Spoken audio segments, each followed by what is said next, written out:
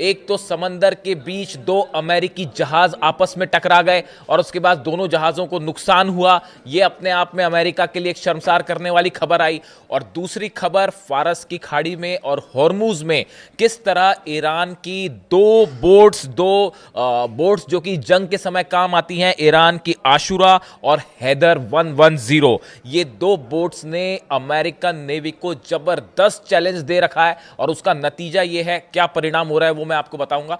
पहली बात करते हैं अमेरिकी जहाज आपस में टकराए कैसे। देखिए, ये मामला कैरेबियन सी का है, ईरान से काफी दूर है, कैरेबियन सी का है, लेकिन इसका कनेक्शन भी ईरान से जुड़ रहा है। कैसे जुड़ रहा है वो मैं आपको बताऊंगा। पहले हम ये बताएं कि ये हादसा हुआ कैसे। देखिए, डिफेंस डिस्ट्रॉयर है यूएसएस ट्रेक्सटन। ये अमेरिका का एक डिस्ट्रॉयर है जो कि कैरेबियन सी में अपॉइंट था। और ऐसी भी खबरें हैं कि इसको उस ग्रुप में भी शामिल किया जा सकता था या शायद उसमें शामिल किया जाना था जो ईरान के करीब भेजे जा रहे हैं। यानी ईरान, देखिए, एक तो अमेरिका ने ये अनाउंस कर रखा है, डोनाल्ड ट्रंप ने, कि एक और एयरक्राफ्ट कैरियर आएगा। और ऐसा जो अंदेशा है कि यूएसएस गेराल्ड आर फोर्ड जो है ये ज्वाइन करने वाला है अब्राहम लिंकन को। यानी एक सिर्फ अब्राहम लिंकन कुछ नहीं कर पाया, अमेरिका ईरान का कुछ नहीं बिगाड़ सकता, तो अब दूसरा भेजने की भी जरूरत पड़ गई है। ये अपने आप में बताने के लिए काफी है कि ईरान की नेवी क्या टक्कर दे रही है। ठीक है, तो अब ये जो डिस्ट्रॉयर है यूएसएस ट्रेक्सटन, ये समंदर में चल रहा था कैरेबियन सी में। और इसी बीच जो सप्लाई एक जहाज है, इसका नाम था यूएसएनएस सप्लाई, उसका नाम ही है यूएसएनएस सप्लाई। समंदर के बीच इस डिस्ट्रॉयर पे तेल रिफ्यूलिंग का काम हो रहा था, तेल भरा जा रहा था। देखिए, समंदर में और आसमान में अमेरिकी जेट्स सब तरफ हैं और वो रिफ्यूलिंग के काम होते हैं। लंबी जब दूरी जानी होती है तो बीच में रिफ्यूलिंग कर रहा था। इसी दौरान कुछ बैलेंस बिगड़ा या जो भी मिस कम्युनिकेशन हुआ और दोनों जहाज आपस में टकरा गए। दोनों जहाज़ों को खासा नुकसान भी हुआ और कई लोग उसमें जो नौसैनिक सवार थे वो कई घायल भी हुए, जो अस्पताल में भर्ती हैं, उनका इलाज चल रहा है। अभी खबर जैसी ही ब्रेक हुई कई जगह की समंदर में जो है अमेरिका के दो जहाज टकरा गए हैं। और जब ये खबर स्टार्ट हुई तो सबसे पहले सबको ये लगा, सोशल मीडिया पे अचानक से खबर फैल गई कि भाई कहीं ईरान ने हमला तो नहीं कर दिया और कोई यूएस के दो शिप तो नहीं डुबा दिया। आप देखिए कैसे किस तरह का खौफ जो है वो है देखा जाता है। और वो खबरें एकदम से फैल गई कल कि ये दो जहाज अमेरिका के टकरा गए हैं, दो जहाज तबाह हो गए हैं, इस तरह की खबरें चल पड़ी। हालांकि जहाज तबाह नहीं हुए, टकराए, उनको आपस में नुकसान हुआ और जो लोग घायल हैं उनका इलाज चल रहा है। अब इसमें से जो एक डिस्ट्रॉयर है यूएसएस ट्रेक्सटन, ये बताया जा रहा है कि ये ज्वाइन कर सकता था उस ग्रुप को जो कि मिडिल ईस्ट भेजा जाना है। अब हकीकत क्या है वो पता चलेगी। लेकिन देखिए, ये जो कैरेबियन सी है, ये खबर इंपॉर्टेंट इसलिए है, ये कैरेबियन सी का जो इलाका है, यहीं से अभी हाल ही में अमेरिकन नेवी के जहाज़ों ने रशिया के एक ऑयल टैंकर को फॉलो किया। उस पर पनामा का फ्लैग लगा हुआ था, लेकिन ऑयल उसमें रशिया का बताया जा रहा था, ऐसा शक था अमेरिकन नेवी को। और वो कैरेबियन सी से उसको फॉलो करते रहे और फॉलो करते करते वो इंडियन ओशन में आए, फिर उस पर कब्जा करने की कोशिश की, लेकिन तब तक वो तेल गायब हो चुका था। तो ये अपने आप में एक बड़ा झटका था अमेरिकन नेवी को कि भाई इतनी दूर से फॉलो करते हुए आए, लेकिन रशियन तेल जो है वो पहले ही गायब हो गया या उसमें तेल था ही नहीं। तो देखिए, कहने का मतलब ये है कि वेनेजुएला ऑपरेशन के दौरान भी अमेरिका ने कैरेबियन सी में अपने कई जहाज तैनात कर रखे थे और वो बड़ा आपाधापी मची हुई है, इसको फॉलो कर रहे हैं, उसको फॉलो कर रहे हैं। उस चक्कर में जो है अल्टीमेटली ये दो जहाज आपस में टकरा गए। ये बात हो गई कि अमेरिकी जो जहाज टकराए उसकी। अब देखिए, दूसरी बात करते हैं हम फारस की खाड़ी में और हॉर्मूज में। कैसे स्ट्रेट ऑफ हॉर्मूज में ईरान की दो बोट्स, खास तौर पर अगर हम बात करें ईरान की आशुरा और ईरान की हैदर 110, ये दो बोट्स ने किस तरह पूरी अमेरिकन नेवी को बड़ा चैलेंज दे रखा है। देखिए, ये पहले हम इसकी बात करें, फिर उस प्लान की बात करेंगे और शायद यही वजह है कि अब तक अमेरिका आखिर हमला क्यों नहीं कर पाया और क्यों दूसरा एयरक्राफ्ट कैरियर जो है वो भेजने की नौबत आ गई है।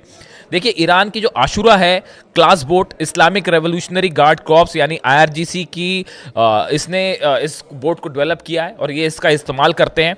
ये सबसे तेज और फुर्तीली बोट्स में से एक माना जाता है जो समंदर में कोई भी नेवी इस्तेमाल करती है। इसकी रफ्तार 200 किलोमीटर प्रति घंटा हो जाती है। इसमें एंटी शिप मिसाइल्स हैं और ये रडार पे अपने सिग्नल बंद करके रडार से गायब भी हो जाती है। ये बात हुई आशुरा की। अब बात करते हैं हैदर 110 की। यह एक बेहद आधुनिक अति तेज मिसाइल बोट है जिसे IRGC ने तैयार किया है, और ये भी 200 किलोमीटर प्रति घंटा यानी कम से कम 110 नॉट्स की स्पीड से जो है वो समंदर में चल सकती है, और दुनिया की सबसे फास्ट लड़ाकू बोट्स में से एक मानी जाती है। और इन सब में जो है इस पे भी जो एंटीशिप मिसाइल्स तैनात हैं, और अब ये भी कहा जा रहा है कि ये जो एंटीशिप मिसाइल्स हैं ये कई सारी मिसाइल्स चाइना ने भी प्रोवाइड की है। अब देखिए प्लान क्या तैयार किया गया। जो प्लान ईरान ने तैयार किया, ईरान के पास एयरक्राफ्ट कैरियर नहीं है, वो अब्राहम लिंकन है, USS गेराल्ड आर फोर्ड दूसरा एयरक्राफ्ट कैरियर भेजा जा रहा है। लेकिन जो नौसेना से जुड़े एक्सपर्ट्स बता रहे हैं कि ईरान ने प्लान तैयार किया है कि ये जो आशुरा और हैदर 110 बोट्स हैं, ऐसी करीब 100 से ज़्यादा बोट्स जो है वो हार्मूज में और फारस की खाड़ी में ऑलरेडी उतार दी गई हैं। बाकी कितनी है उसकी मैं बात नहीं कर रहा हूं, जो ऑलरेडी हॉर्मूज में और फारस की खाड़ी के आसपास जो है उतार दी गई हैं 100 से ज्यादा बोट्स। इन सब में एंटीशिप मिसाइल्स लगी हुई हैं। अब जो आकलन किया जा रहा है, जो प्लान ये है कि अगर किसी भी तरह का हमला अब्राहम लिंकन से होता है, या जो 9 डिस्ट्रॉयर्स अब्राहम लिंकन के को पीछे बैक करते हैं, अगर इनसे किसी भी तरह का हमला होता है तो ये 100 की 100 से ज़्यादा शायद ज़रूरत पड़ने पे और उतारी जा सके, ये हैदर 110 और आशुरा जो है वो सीधा अटैक कर सकती हैं अब्राहम लिंकन की तरफ। अब आप देखिए करीब 700 किलोमीटर के डिस्टेंस पे बताया जा रहा है अब्राहम लिंकन है ईरान की वाटर्स से। 700 किलोमीटर बहुत ज़्यादा डिस्टेंस नहीं है, और ऐसे हालात में अगर 200 किलोमीटर प्रति घंटे की रफ्तार से आप देखिए कि 100 बोट्स एक साथ आगे बढ़ें, सब में एंटीशिप मिसाइल्स हैं और सब एक साथ मिसाइल्स फायर करें, तो बताया जाता है कि ईरान के डिफेंस को उसको अमेरिका के जो डिफेंस हैं उसको रोकना मुश्किल हो जाएगा, और अब्राहम लिंकन को बचाना यहाँ पर मुश्किल हो जाएगा। देखिए ये इस तरह का प्लान पहले भी एक बार आजमाया जा चुका है, जिसमें कई बार जहाज़ों को बड़ा नुकसान देखा गया समंदर में, और इसको एक प्लान खास तौर पे इस प्लान के रूप में जाना जाता है इसको। और देखिए इसके साथ अगर बैक हो जाए ड्रोन्स का भी और मिसाइल्स का भी। अब आप देखिए समंदर में, अरे फारस की खाड़ी और हॉर्मूज का वो इलाका है जो ईरान का अपना घर है, ईरान किंग है वहाँ का। आप वहाँ की एक एक चीज़ चप्पे चप्पे से ईरान वाकिफ है। वहाँ पे जाके उसको हराना जो है वो ऐसा है कि शेर की मान में जाके शेर से लड़ना उससे उससे आसान मुश्किल काम है, मतलब उसी की तरह है वो कि आप जो है शेर की मान में घुसें और उसको चैलेंज करें, उससे लड़ें, मुश्किल हो जाएगी अमेरिका के लिए। अब देखिए इसमें जो है बताया जाता है कि अगर 100 बोट्स से एक साथ हमला होता है, ड्रोन्स अलग हैं, मिसाइल्स अलग हैं, अगर 100 बोट से एक साथ हमला होता है और मिसाइल्स फायर कर दी जाती हैं बैक टू बैक, और उसमें से 90 मान लीजिए मिसाइल्स जो बोट से फायर की गई हैं, 90 मिसाइल्स भी अमेरिका ने रोक दी। चलिए मान लीजिए अब्राहम लिंकन थर्ड और पैट्रियट बड़े पावरफुल है, रोक दिए, लेकिन अगर 10% मिसाइल्स भी अब्राहम लिंकन पर गिर गई तो वो अब्राहम लिंकन को डिस्ट्रॉय कर सकती हैं, ऐसा एक्सपर्ट्स बता रहे हैं कि अगर एक साथ मिसाइल्स फायर होती हैं, 90% भी अगर आपने मिसाइल्स को इंटरसेप्ट कर लिया, लेकिन 10% मिसाइल्स भी अगर गिरती हैं अब्राहम लिंकन पर या डिस्ट्रॉयर्स पर, तो ये बड़ा चैलेंज हो जाएगा।